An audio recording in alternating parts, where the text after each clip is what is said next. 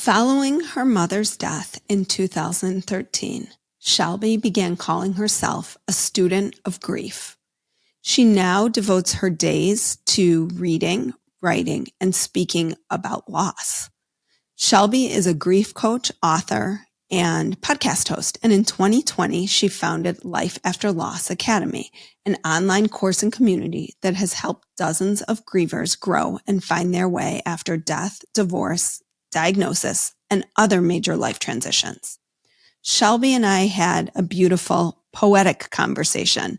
Her ability to really kind of hone in on grief and put beautiful words to the experience of what it is to lose someone you love and what it is to help other people usher themselves through the grief process was really profound. And I so enjoyed this conversation. We discussed how death is not just the only transition you need to be grieving about. We discussed signs and synchronicities, of course, my favorite topic, and so many other things that will help you if you are in the midst of your own grief. And one of the things we talk about is how, in some ways, we all are. So with that, here is my podcast with Shelby Forsythia. We need at our table of awareness the logician, but equally we need the intuitive, we need the mystic. I almost died. I was allowed to go to the very precipice of death, of life and death, and look over the edge. And I was allowed to behold what was there and allowed to come back. Most people aren't. When we talk about being aligned with ourself or being aligned with our soul or hearing our higher self, that's really what we're talking about, is being connected to that divine part of ourself, that light-filled part of us that is connected to God energy, that is connected to everybody here and every experience we've ever had. If more doctors, more professionals can open up to use intuitive gifts in their work, that's really important. Hi, I'm Dr. Amy Robbins, and welcome to Life, Death, and the Space Between. I'm a licensed clinical psychologist and medium, and here we explore life, death, mediumship, near-death experiences, consciousness, and what it all means.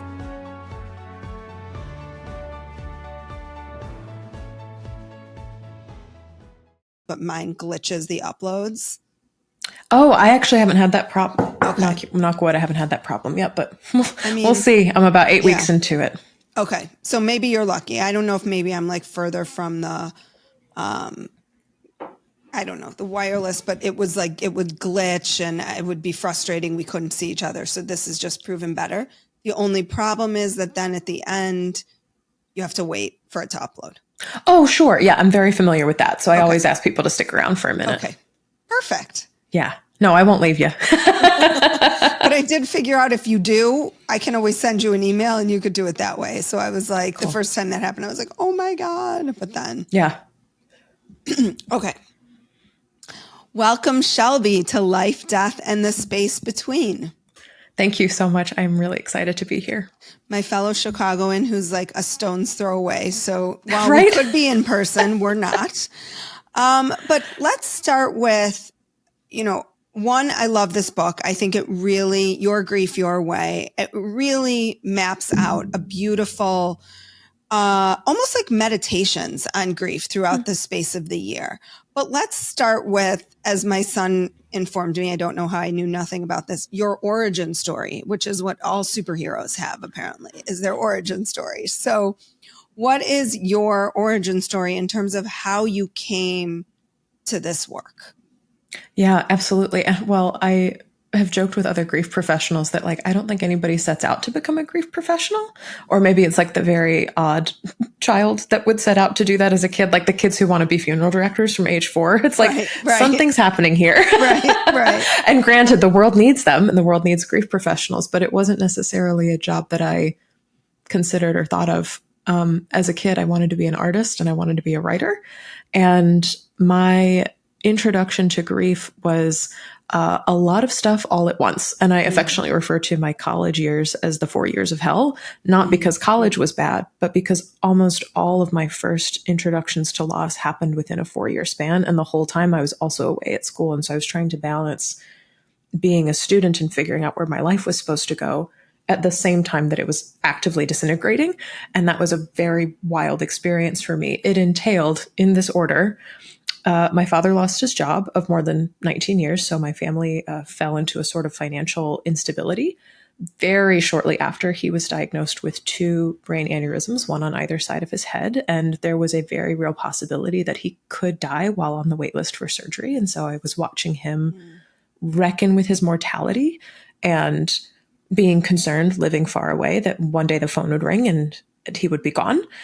And then having him go through the surgeries, finally getting off the wait list and becoming a different person, because when surgeons go digging around in your brain, you become different in the process of healing, and some things heal back the same and some things don't.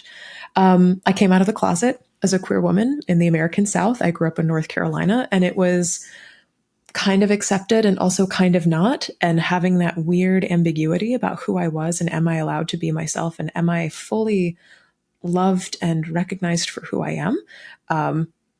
Uncertain, having that hanging in the balance was really uncomfortable. And then pretty much as soon as my dad's experience with being hospitalized and us receiving casseroles and meal trains and condolence cards and all this other stuff, we're like, oh, thank God we're done. As soon as that was over, my mom was diagnosed with breast cancer. And this was in my junior year in high school. And she went through everything she could possibly go through: chemo, surgery, radiation. I don't know what order they happened in because it feels like it all happened so fast. And she was declared cancer-free in January of 2013. And that summer, I started my senior year of college. And by Thanksgiving, I got a phone call from my father when I had touched down in Charlotte, North Carolina, after just getting this huge scholarship from a big ad agency conference thing in New York City. I felt like I knew where my life was going. And despite everything, I was pulling things together. And it was 2 weeks before Thanksgiving, I think, we got the call that her cancer had returned and had metastasized to other places in her body. And I went home for winter break, which is around mid-December. And around that time, doctors again called our house and were like, we've done as much preventative surgery as we can. We've drained fluid from her lungs. We've done everything we can. It's metastasized to so many other places that we can no longer cure you. We can give you time, but we can't make this go away the way that we could before. So and that was like on December 19th. Palliative model. Right, exactly. And so they were like, our recommendation is that you call in hospice. And that's exactly what we did. And this was on December 19th. And we called in hospice. They had a nurse come to the house, hospital bed, moving into the bedroom, the whole thing. And I think based on their estimates, they were like, you got about 6 weeks to 6 months. And she died in 7 days, the day after Christmas. And it was at that moment where it's like those 4 years of struggle and hardship and weirdness and disruption after a pretty uninterrupted childhood, I have to say. There was a few losses of grandparents and other things like that. It was the moment where I really came to terms with what came to terms. I really encountered, I did not come to terms with anything. I really encountered the reality that truly anything can happen to anyone at any time for any reason. And now it's happened to me. And I often use this metaphor of like in cartoons, when somebody's falling from a very high place, there's all these like awnings and rafters that they're falling through. Right, and it's like it breaks and you fall through the next one, you fall through the next one to the next one. And I truly felt as if the floor had gone out from under me, but also the foundation of the house, and then the earth, and then the center of the earth. And then I was just aimless in space, because for as much as my mom and I were fighting up until her death about my sexuality and who I knew myself to be, she was also an anchor in my world in many ways. And to exist without her, again, after all of these buildup of losses, and to recognize the good guys don't always win, and everything doesn't turn out all right in the end. And sometimes faith can't save you, was a really, really big undoing at just 21, at a time when I was supposed to be, heavy air quotes for those who can't see us on YouTube, supposed to be launching myself into the world, supposed to be really knowing who I was. And so I feel in those launch pad years that everything that was supposed to be propelling me forward had metaphorically crashed and burned. Well, and there's That's so how many. I got Yeah. here. And I'm, first of all, so sorry. What was your mom's name? Sandy. Sandy. I'm so sorry for that. For her loss. But I want to talk about a couple things. One, when I talk with people about worrying and the things that they worry about, you had mentioned earlier, you were waiting for that call with your dad, right? Mm-hmm. Like that was the call that you had worried about, but the one with your mom was not the one that you expected. I worried about her a lot too. In the before she was diagnosed? No, not before she was diagnosed, but as soon as she was diagnosed, I'm like, oh, now another parent could die. Exactly. Like, what the hell? But I think it's so, I know that I answered that call. So I know that feeling of feeling like paralyzed to get a call like that and the fear that call is going to come in. And it's just, it's really, it does pull more than the rug out from under you. I love the way that you use that metaphor of just falling through. And it's like, what you're saying is like, what do you moor yourself to when the thing that you moored yourself to is gone? Yes. Yeah, absolutely. Yeah, there was like a great untethering.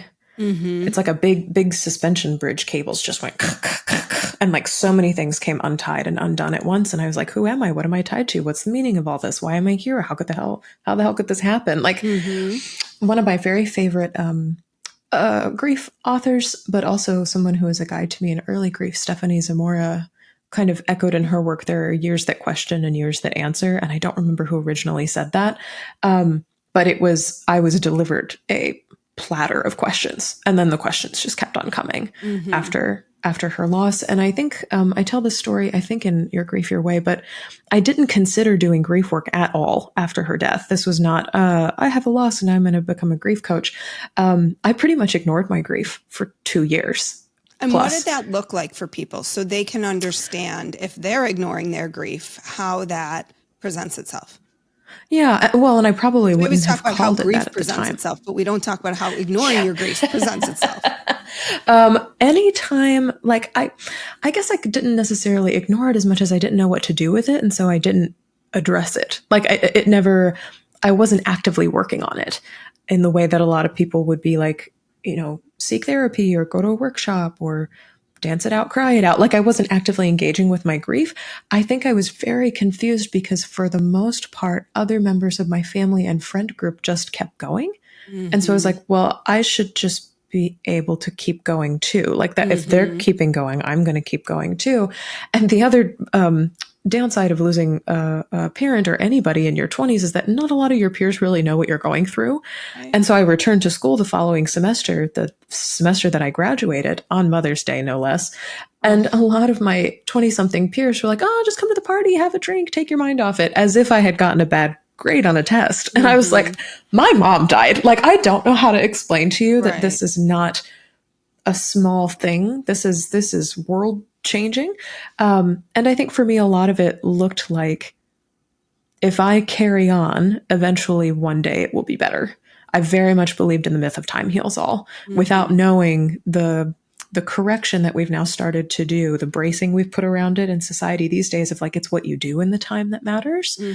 And so I moved to Chicago. I got my first job. I dated. I stayed in touch with friends and family as much as I could. I got a library card. I started reading, but like there was really, I felt like I was running on fumes all the time. I think grief was doing a number on my body without even me really realizing it. And then one day I went to a tea shop in downtown Chicago and somebody stole my wallet, and losing that item, which was precious and essential to my life, was the thing that unlocked the gate I did not even know I had closed to grief. And for the first time in my life, it was when I released all the emotion I didn't realize I was holding in regarding my mother's death, losing someone so precious and essential to my life, and allowing myself to frankly throw a tantrum about the fact that she had died. It's not fair. It's not just. It doesn't make any sense to me at all. All of these are parallels. Stolen wallet, stolen mother.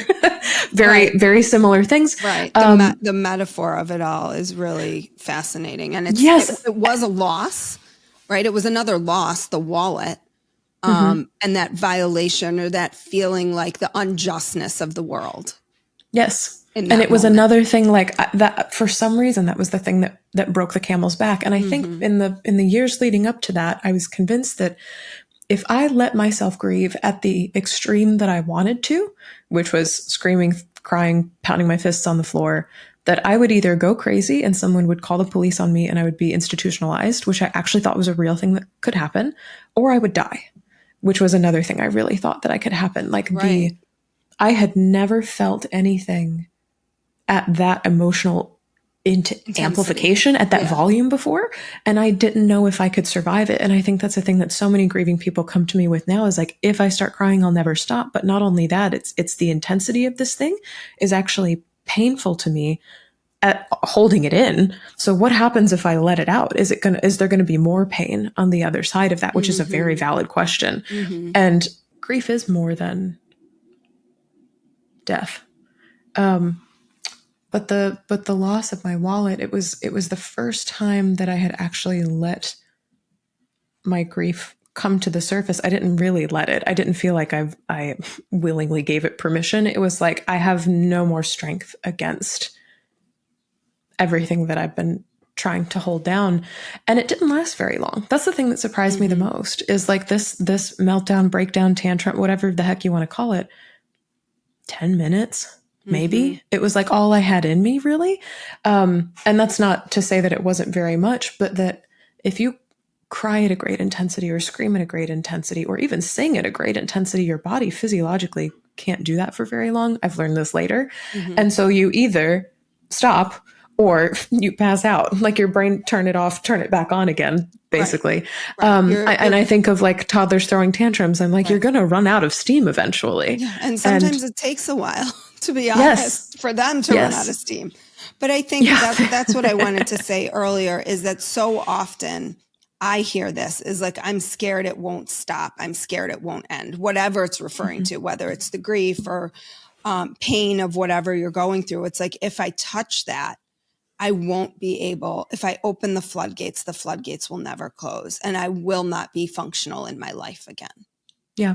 And that's a very real fear.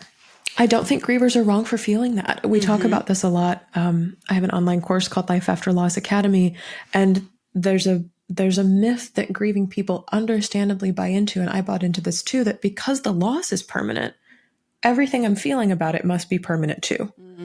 And it's very logical. I'm like, I understand how you got there. That makes perfect sense to my brain. It's like, if my mom is dead forever, I'm going to miss her forever. I'm going to feel hopeless forever. I'm going to be despairing forever. I'm going to want reconciliation that I'll never have forever. I'm going to wish I could hug her forever. And like, there are things that, yes, fall into that. This is permanent. So this feeling is permanent as well. But then what I think a lot of grievers, including myself, need help seeing over and over and over again is that there are things that change and that we inevitably change because life does inevitably keep going. And so we do feel beyond the permanence of our loss. It's like, yes, I'm going to miss my mom forever. And I'm also going to find ways to see her in my everyday life. Yes, I'm going to hope for reconciliation forever and also have dreams where she comes to visit me and we talk about it. So like there are things that whether I produce them for myself or they just happen, like dreams, which I can't control necessarily, that not balance out the awful permanent emotions that come with grief, but that add to them. And so the spectrum goes from feeling all bad because the situation was bad to all bad and then some other stuff. And sometimes it's joy and sometimes it's happiness and sometimes it's, peace and purpose and meaning. And sometimes it's just stuff like, and sometimes my grief is boring. Sometimes boredom gets added to grief and you're like, I never thought grief would be boring, but here we are. And that's been something that's been really lovely to learn. And I think when you talked about like joy and happiness, and, one of the things that I've often encountered in working with people who are going through a pretty significant losses is a lot of guilt around feeling those experiences of joy and happiness again, because they lost something so precious and it feels hard to experience that. And so I think sometimes too, the hanging on to the pain is a way of protecting oneself against feeling happiness because there might be guilt around feeling happiness. Sure. So there's just, it's so, I mean, this is feelings, right? Feelings are so complicated. They're not clear. It's not like when you finish feeling this, then you will feel this and you will never again feel that. That's not. And I think so often, particularly in the grief space, right? We were led to believe that grief was a linear process that you moved through and then moved on. Yeah, totally. And I had a lot of case. expectations about things ending after the first year. At 21, I was like, oh yeah, by a year, I'll be used to it. Right. It's been 11 years. I'm still not used to it. Right. So so you have this, like, your wallet gets stolen, you have a tantrum. What kind of happened from there that really got you deep into this work? I got my first public library card. I don't know what prompted me to do it other than, yes, I do. That's a lie. I actually know. My first job in Chicago was for like an advertising agency, essentially. And they had like a little free library in the business. And somebody had put The Happiness Project by Gretchen Rubin in there. And I was like, I feel like such an idiot reading something called The Happiness Project when all I'm doing is grieving. But she had a tip in there of, in order to make yourself happier as an adult, think about what made you happy as a child and then go do that. And the first thing that jumped to my mind was my mom taking my sister and I to the public library over the summer when we were kids as a form of entertainment, but also, educate your children, get them reading some books, get them excited about things. And I was like, I haven't held a library card since I was 10, maybe, since we stopped that summer tradition. And so I got my first public library card and I gravitated towards, I was like, well, what do I want to read about? What do I want to learn about? And it was grief. And so I checked out this little stack of like 3 or 4 grief books and I came home and I was like, this is actually really interesting, because for the first time, I felt like there were words out there that described what I was feeling. And it wasn't necessarily that I felt alone in my grief, which is a thing I hear a lot from people. It was that I have company in my grief, but the extremes to which I'm feeling things feel so much bigger than everybody else. So I was like alone in the intensity of feeling grief. I wasn't alone in grieving because I knew a lot of people love my mom and miss my mom, but the extent to which I felt grief is the thing I felt alone in, having structures and frameworks and language and descriptions, and even reading like memoirs, people's other personal stories of loss. I was like, oh, this is this element of my grief, or this is XYZ. And I very, very quickly turned it into this like personal project where I would read grief books and then I would share what I was learning on Facebook. Facebook was a much bigger platform at the time. And a lot of people were like, I'm actually learning things from you. And you're just reading books from the library, offering quotes and little, very similar to Your Grief Your Way, which I didn't know I would ever write a book that looks like this, but like a quote and then some thoughts about the quote was literally the type of Facebook post. And I would share memories of my mom and things like that. And I mean, more than 5 and less than 10, enough people came up to me and said, you should do something with this, that I got certified in a grief method, which I no longer practice. And that's a conversation for another day. I now have different certifications. But I became a grief coach and I started doing Facebook Lives because people are like, the way that you speak about grief is what resonates with me the most. The way you put words around grief based on what you're writer, reading, what you're right? learning. Exactly. And so it folded. Yeah, when I have a couple patients who are writers or who were trained in writing, and like a yoga teacher I used to go to who was a writer, and the way in which you inherently speak to it is it becomes poetic to listen to. I mean, even as I'm listening to you today, like the way you describe things, it's like it does feel like you're reading a story, and we can get so captivated by the way people tell their stories. One of the questions I get the most often is, can you refer me to a spiritual therapist? And my question back is, what does that mean to you? And people often respond with someone who's familiar with mediumship, near-death experiences, what happens after we die. Maybe they know astrology or numerology. And so I created what seems like isn't out there, a course for therapists to learn about spiritually informed therapy. My course starts June 16th. It's going to be every Monday from 12 to 1:30. And it is specifically for therapists. So if you are a master's level therapist, unfortunately, anybody can take it, but master's level therapists can get continuing education credits for it. There'll be 10.5 continuing education credits. We'll meet for 7 weeks and we'll discuss things like the neuroscience of spirituality, spiritually transformative experiences, spiritual techniques that you might want to think about integrating into your clinical work, spiritual bypassing, spiritual emergence, spiritual emergencies, Jung, signs, synchronicities, the ethics and cultural implications of spirituality. I am so excited to be able to bring this course to you. I feel like it is exactly what is needed right now. And I feel like I have finally found my home in this space. So if you want to join me, check out my website, dramyrobbins.com. There'll either be a waitlist or a link to sign up for the course. We're still working on some of the details of that, but if at the very least get on the waitlist or sign up for the course now, there will be early bird discounts available to you. So make sure you get on my email list as soon as possible. I am so excited to be training the next level of therapists in this space. So I look forward to seeing you there. Yes, exactly. And it's funny because so many people on like LinkedIn and networking sites will be like, don't discount any skill you learn because it'll come back again in the future. And Right. I have so many years under my belt of not just public speaking, but a cappella and musical theater and learning how to put my voice in a microphone and make it sound good. And so turning Facebook Lives into a podcast made perfect sense. And then I had so many podcast listeners, they were like, please write a book. And so I self-published my first book. That then became the second book, which Penguin Random House commissioned, and now I'm working on a third. And so it kind of has just evolved into this larger community and coursework of all of us getting together to wrap words around grief and keep validating that grief is not something to get over. It is something that we are actively always growing through, and that we can go through and grow through, not just death, but divorce and diagnosis. I call them the 3Ds: death, divorce, diagnosis, but then breakups, geographic moves, job loss, things like chronic illness, long COVID, marginalization. There are so many things that we grieve Every as life people. transition is a grief transition. I say this all the time. And so we make so much space for all of that to exist, and then we put words around it. But we don't also label it as grief. We label it as other things. I mean, I did a talk last week about perimenopause.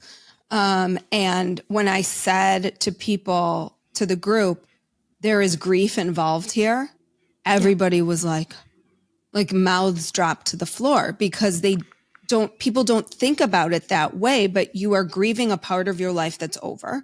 And that doesn't mean that there can't be a new part of your life that's wonderful and exciting, but part of it is, there's a lot of change, there's a lot of transition. Any of these things are laden with grief. Yes. It's fun being that person in the room, isn't it? To be like, guess what? There's grief here. Right. I resonate with that so much. And one of my more controversial conversations that I have pretty regularly is talking about joyful, air quotes, occasions as grief events. So pregnancy and childbirth can be a grief event. My daughter's Graduation is a grief event. From high school. Weddings are a grief event. Yes. Well, and they're grief events because regardless of how you feel about what's happening, one element of life is now closed to you. Yep. Even something like going through puberty is a grief event, because you can never access the innocence of childhood, the body that you had in childhood, your connection to that, and how you were perceived by other people. That is a loss event.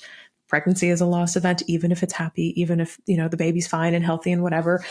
Dating, moving in with somebody, getting a promotion is a grief event, maybe leaving your team behind, going to another company, starting a business is a grief event. Things that people see as successes and that we hold up as like, this is the life you should live. They can also be wrapped in grief, because regardless, whether you're actively choosing it for yourself or it's forced upon you, there's some path that is now permanently closed to you.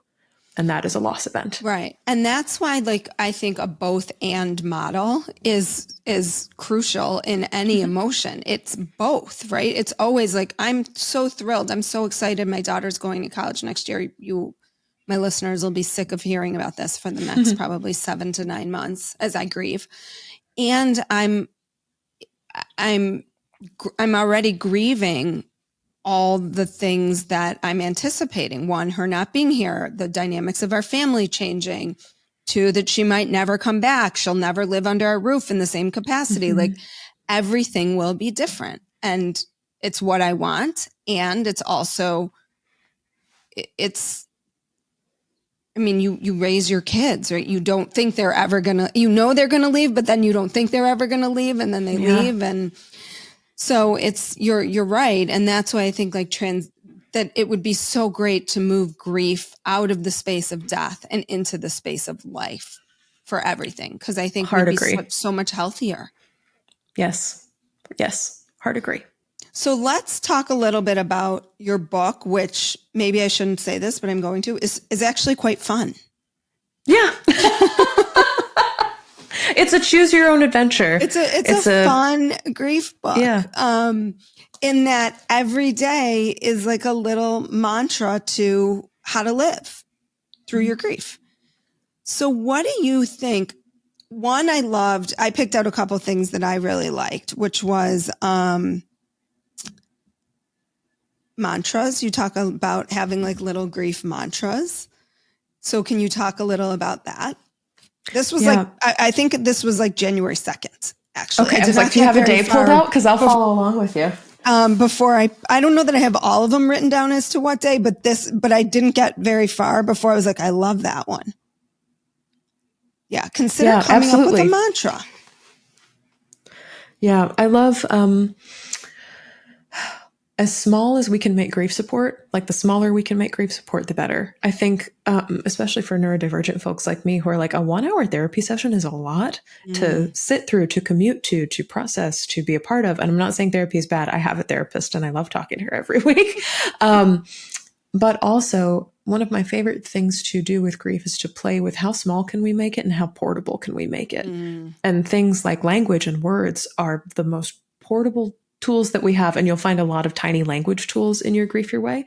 But having something like a mantra, the one I gave as a first example is from like AA or other recovery programs, which is take things one day at a time, which has been co-opted by a lot of grieving people, can help you feel a little bit more grounded in the moment. And if you just have one thing to think of or one thing to hold on to, that can be a lot easier for a grieving brain than let's process your emotions in the course of an hour, which may be more time than you have available to spare or more energy than you're able to devote to something right now, especially if it's in the super early days of grief. One of my very dear friends was in an improv group here in Chicago, and they came up collectively with the mantra of, we have everything we need. We have everything we need. And so even if you feel incredibly deprived of something in your loss or someone, to look around and take stock of what you do have in order to live through today, that can be a really helpful one as well. And if that one doesn't resonate here, I'm like, make your own, DIY your own. This is it's a craft project with words when you're grieving. Yeah. And I think you said, go ahead.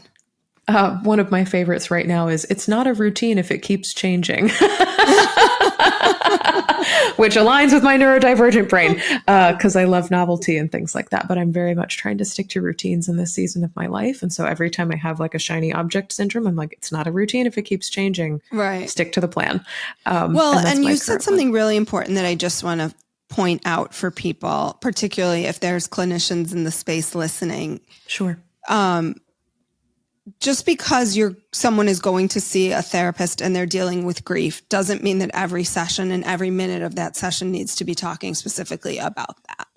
And I find, the course of, and some of this is the longer you do this work, the more you trust the work, that it's going to take you where it needs to go, but that the patient, the client can lead the work. And so if the client feels like, you know what, I want to move on from talking about my mom right now, because maybe it's because they could only tolerate 20 minutes of that, then our job is to honor that with them and to move forward. And it's not a denial of where they are. It's not, they're not dealing with this enough because they're showing up and they're coming and they're talking about it. Or maybe they come in and they don't talk about it, and that's okay.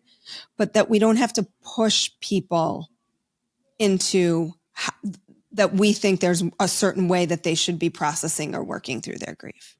Absolutely. I've never heard anybody say that before. So thank you for saying that. And I'll tell you the question that I often ask first in a session with a one-on-one client is, what feels like the hardest thing right now?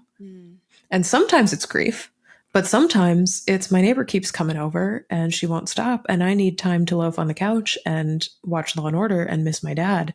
But I have this invasive neighbor. And so we talk about the invasive neighbor, and it's related to grief, but it's not necessarily processing, doing the deep excavation Right. of getting to the depths of something, and you come out tear-stained in therapy, which like can feel good in its own right. But grief itself is not always the thing that needs to be poked at. Sometimes it's, and we talk about this in Life After Loss Academy too, sometimes it's setting boundaries around it that protect you or protect other people that you love. Sometimes it's releasing things, whether it's objects or stories or hopes and dreams that loss took away, or identities. Grief changes who you are. And so grieving your identity as a caregiver is something worth talking about. May not be directly connected to the loss. Of course it is, but grieving identity as a caregiver is very different in therapy than grieving your dad. And so like it's a different conversation. Right. And sometimes people are in a space, and I've seen this more and more lately. I was in a grief professionals course with Megan Devine, where people who are very acutely grieving, like it just happened. A lot of times therapy is what society tells them to do, but they're still in such a state where I need neurological safety right now. Like I need more grounding. I need more reassurance. I need to reorient to the world. I don't need to process things right now. Not time. Too soon. And sometimes, and I think great. grief groups too, like sometimes people are recommended to grief groups.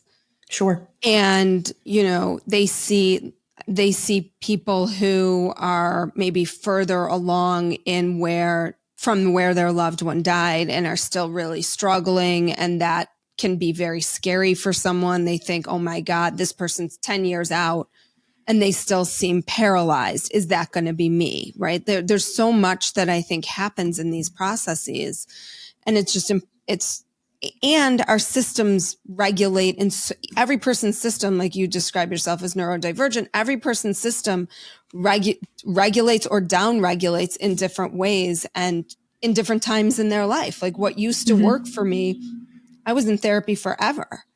And now I'm like, you know what? I want to go do breath work and sound healing because that's how I want to release what's inside of me. I don't want to just sit in an office and talk with a therapist at this stage in my life. It doesn't feel like exactly what I need. So I think what you're talking about is the importance for people to just tune in to what works for them. Yeah. And I don't remember what entry in the book this is, but I definitely write in Your Grief Your Way about grief being like an involuntary scavenger hunt, because you talk about, do what works for you. Sometimes when you're grieving, you don't know. You won't know what works for you. You'll know that the old things no longer work, but you won't know what the new things are. Right. And you have now been put on an involuntary scavenger hunt. You didn't want to be here, but you got to go looking for something. And so to treat grief like a dressing room or a closet where you're trying a bunch of things on, or like a big buffet of stuff you're sampling, and be like, that tastes good. That's okay. That I will only do with friends, but not by myself. That I'll do by myself, but not with friends. That I will never try again. It takes energy to do that, to go through that process. But yeah, very similar to you, I came across methods and modalities and practices that I would have never reached for before my mom died that work tremendously well after her death. Things like singing again, screaming. A lot of mine are voice related. And then I did do therapy for a few years, but you're right. Even now, 10 years later, I'm like, okay, I'm kind of done talking to somebody in an office. I want to do more somatic or trauma-based healing as opposed to just talking it through. I've got words now, but I need to go deeper for me than that. And it changes over time. The scavenger hunt is never ending. No, and I think it has nothing, it doesn't have to be circumscribed to grief. Right. Scavenger hunt. I look at it as a lifetime of how you continue to heal yourself or how you continue to grow. I don't even want to say like heal yourself because people might be listening and be like, I don't have anything to heal, which could be a whole other podcast. But it really is. And you talk about this too. This is actually a good segue. Measuring grief growth. Yeah. Yes. This is one of my favorite things because, and this might just be the people that come to me, but it may be people who come to other grief professionals as well. I think a lot of society would say, if you had to describe in one word what grieving people felt, what would you say? And they would say sad, they might say despairing, they might say nostalgic, they might say angry. But the number one word that people use when they come to me is stuck. I feel stuck. I feel lost. I feel disoriented. I don't know which way is up. Right? Where we I started. feel unmoored. I don't know which way to go from here. And that happens, I think, for a lot of reasons. And we could get into those later if you want. But stuck as this word implies that either I am not growing or I cannot see my growth, or both. I see myself in exactly the same place as I used to be, and I have always been here and I'll always be here. It's kind of this same-ish energy of my loss was permanent, so where I am is permanent now too. And there's this sense of being lodged where you are or stalled in place. I had one client refer to it as being stuck in frozen mode, like the Apple Rainbow Death Wheel of like loading on a computer perpetually, but never really doing anything. Right. And so the idea of tracking growth in grief is something that's really precious to me because it unlocks this myth or story that you are caught or stuck where you are. Mm-hmm. Of course, in life after loss, your growth will never be up and to the right, like society tells you life works. It's all a lie. Especially if COVID taught us anything, growth is not up and to the right. Isn't that what adulthood is? Like you figure out that everything that you were believed and told is all a lie. Yes, precisely. And so in Your Grief Your Way, in a couple of different exercises, I ask readers to track growth in the way that feels best for them. So you might ask yourself every night before you go to sleep in a journal, like, what do I know today that I didn't know yesterday? You might do it once a week. You might do it once a month. And especially as time goes on, you can have like this log of things that you have learned over time, even if they don't feel useful at the moment, or they don't feel helpful at the moment, or they don't feel big or impactful at the moment. And if that's hard for you, because sometimes thinking about what do I know this week that I didn't know last week is a hard question to answer. Another way of doing this that we also do in Life After Loss Academy is called 2 S's journaling: surrender and summon. And you name one thing today that you'd like to see less of or surrender, and one thing that you'd like to summon. So the example I always give, I'd like to surrender insomnia and summon a good night's sleep. Sleep's a struggle for a lot of grieving people. They don't necessarily have to be connected, but they can be. But keeping a surrender and summon journal every day, every week, to look back on over time, you can see how the themes and the struggles and the successes of your life have changed throughout the seasons. And it shows you ways that you are growing and evolving without necessarily needing to measure that linear growth that society wants you to have so much of. So for the first couple of years after my mom died, I absolutely struggled with sleep. I struggled to eat. Like there were very basic body things I struggled with. But now I would say my biggest struggle related to my mom, like something I would surrender, is feeling disconnected from her. Because as time goes on, I'm feeling more and more separate from her. And something I would summon is give me a sign. Like, come to me in a dream. Show me somebody who looks like you in public. I actually really enjoy seeing doppelgangers with my mother in public. It's the most, that to me is the trippiest experience post losing someone. Because it's almost like, who's the cartoon character that like shakes their and like the cartoon character when they like shake their head and it makes that noise. Like, I'm not sure. I don't know. I'll have to, someone tell me, someone DM me and tell me who that is. Yeah. And it's like, you almost can't believe that how similar they look. This happened with my father-in-law. And I tried to take a picture and I only got a picture of him walking away, which was so telling too, because it was like, it was almost that was he even here? He was gone before we could even really experience it. And even that was just, it was just so powerful in that moment.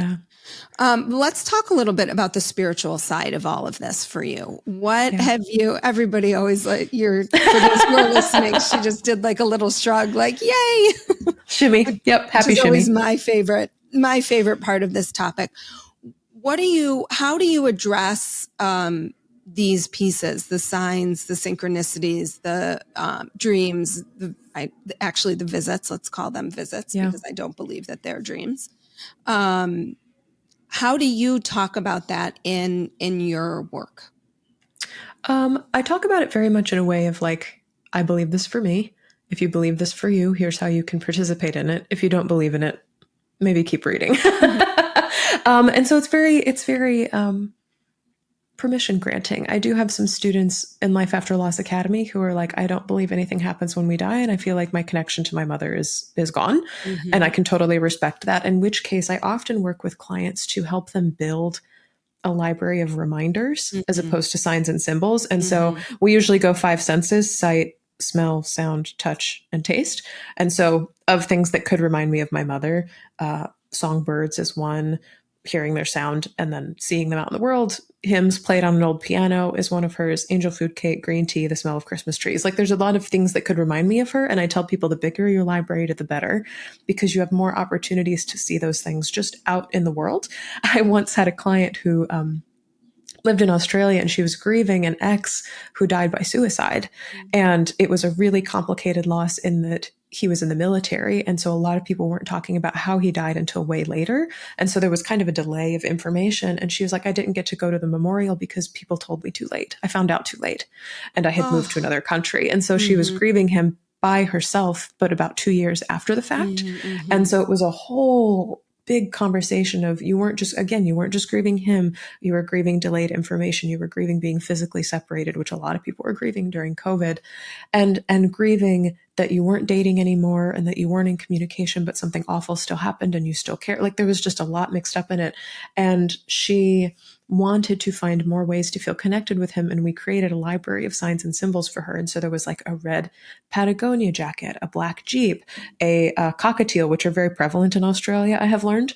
And so sometimes during our calls, she would stop and say, there's cockatiels on the roof right now. And I get chills thinking about it, but just having this sense of, even if the signs and symbols library or reminders library you are creating is one of your own making, the connection is still real. You are still keeping them alive and active in your brain. So if you don't believe anything happens to us when we die, it's just like you see a pink tulip and you're like, I'm reminded of my grandmother. Isn't that a lovely thing? If you believe in signs and symbols, you're like, my grandmother sent me a pink tulip. And so it just changes the language in your head a little bit. And regardless, the outcome is, I'm sure you and your listeners know about continuing bonds theory, but the relationship lives on. And I get to continue my bond that I had with this person that I love. And so even if your library is, I say 5 things is a great start. Well, and I like the way you can build it with time. The senses. Yes, absolutely. So for a lot of people, especially those who face baby loss or child loss, you're like, I never even got to know them. So my reminders are very, very small. If anything, I worked with a client who began decorating her nursery with elephants. And so now anytime she sees an elephant, whether it's on social media or in real life or on a children's book or somebody's bumper sticker, she's like, there he is, even if they got to meet for 40 minutes. And so it's a really beautiful thing to keep adding to the library. And sometimes if you believe in this, I think loved ones can have the power to show you what they want in the library too. I was baffled after my mother's death because I kept seeing palindromes over and over again. And I was not like an 1111 Make-A-Wish person. This was so cool. This is one of my favorite things to talk about. But I my first apartment was 424. The bus I took every day was 151. I kept seeing 838 and 191 and 242. And it just over and over again, palindrome, the same forwards as it is backwards. And I couldn't figure out where it was coming from. And I did a Google search and I was like, what does it mean to see palindromes after somebody dies? And I scrolled through enough like threads on the internet that I came to an answer that made sense for me. But it was oftentimes it means you're being visited by a parent because MOM and DAD are also palindromes. And when I read that, it was just like a full body wave of she's trying to get in touch with me. Right. And now I can receive her in the way that she wants to be seen. Because I knew old hymns, finding pennies, seeing songbirds, like things like that, I just automatically assigned to my mother already. But the numbers was cool. I was like, that had to have come from her because I would never have thought to put those things together. Well, and what I love about something like that is it becomes a two-way relationship, right? It's not just you finding the things and attributing them to her. It's her telling you, yes, this is how I want you to also see me. And you know what's cool is that I have since shared this palindrome story with a lot of people and just like publicly, but my wife has lost both of her parents and I've lost my mother. And so when we do things, we often choose to begin things or memorialize things on palindrome dates because it helps us feel like everyone's included, including people who aren't here. And so we chose to get married on 5/25. So our anniversary is coming up, but we got married on May 25th, which was a Wednesday. And we incorporated elements of everybody we loved into her day. 52525. I know. We've been excited about this since we got married 3 years ago. 52525. It's like a mega palindrome year. And so we're going to be celebrating that. But it's kind of one of those things of like, oh, you want to come to me through palindromes? I'll also do really important things on palindromes to continue to up the ante. To acknowledge. There's something about like acknowledging again that relationship for you being ongoing. It didn't end at the day your mom died. Exactly. Well, Shelby, your work is beautiful. The way you talk about your work is beautiful. I am sure there are people who are listening who are going to want to connect with you. Can you let everybody know where they can do that? Yes. I make it super simple because Grief Brain is real. ShelbyForsythia.com. That's all I'll say. There are free resources there. Yeah, there are free resources there. There are paid resources there. You can find all my books and my free podcast there too if you want to come listen to Grief Grower. But literally everything lives at ShelbyForsythia.com. So however you'd like to stay in touch is great with me. Well, Shelby, thank you so much for your time, your wisdom, your beautiful words, and your beautiful voice. Truly, it is like listening to a song, listening to you talk. So, and I listen to a lot of people talk and people listen to me talk. So I'm sure that they will enjoy this one even more. Thank you so much. Thank you, Amy. It was really good spending time with you today. Likewise. Like what you heard today and want to hear more? Wondering what comes next and what it all means? Head over to Apple Podcast, Spotify, Stitcher, Google Play, or anywhere you get your podcasts and hit subscribe. Also, if you could take a minute to rate and review my podcast, I would really appreciate it. Stay tuned as we continue to explore life, death, and the space between.